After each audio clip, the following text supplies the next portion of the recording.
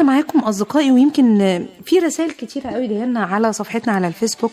منها الأستاذة داليا بتقول أسباب الطلاق كتيرة: أهل الزوج، عدم المسؤولية، انعدام الشخصية، البخل والظلم. يمكن هي اختصرتهم جدا في كلمات مختصرة معبرة جدا. بس الغريب يا جماعة ان اهل الزوج يكونوا سبب من اسباب الطلاق. دي لازم ناخد بالنا منها قوي. وكل اب وكل ام بيسمعونا دلوقتي، حياة ابنكم او بنتكم هي يعني اهم حاجة في حياتكم. المفروض سعادتهم هو من سعادتكم. ما تحاولوش انكم تفرضوا عليهم حياة معينة او نصائح معينة او تدخلوا في حياتهم لدرجة توصل بيهم ان هم ينفصلوا بسبب هذا التدخل. ان طلبوا هذا التدخل هما الاثنين ويكونوا راضيين عن انكم تكونوا في حياتهم، يعني واصلحوا بالخير. لكن ان ما طلبوش فارجوكم ابعدوا، فهم يعني مسؤولين عن نفسهم مسؤولية كاملة، وارجوكم ما تكونوش سبب لهدم بيت.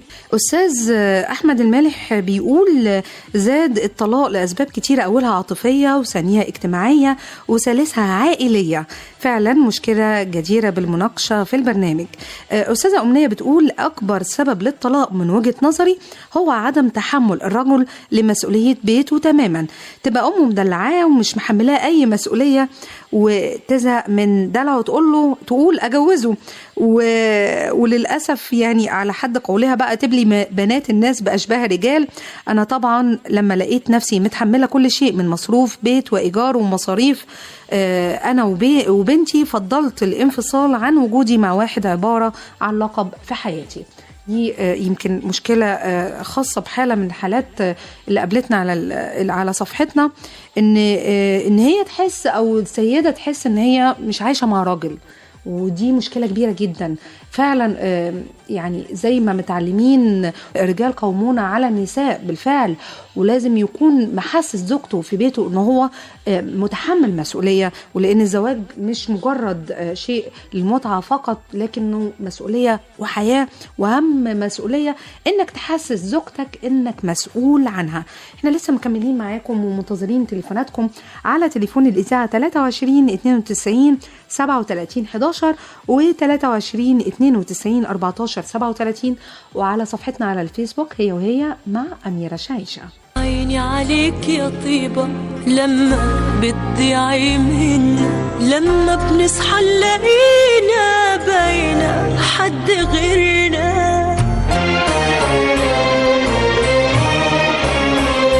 يا عيني عليك يا طيبة لما بتضيعي منا، لما بنصحى نلاقينا باينة حد غيرنا.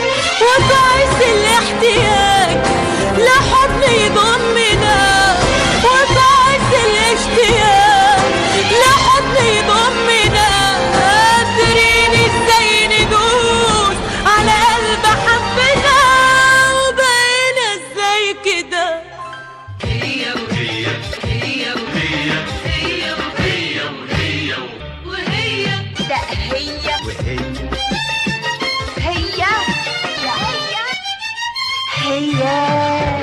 هي وهي هي أسمى من هو، هي أجمل من هو.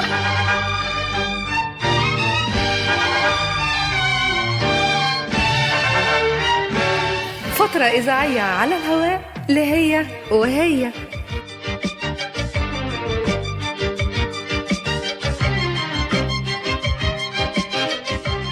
معكم أميرة شايشة.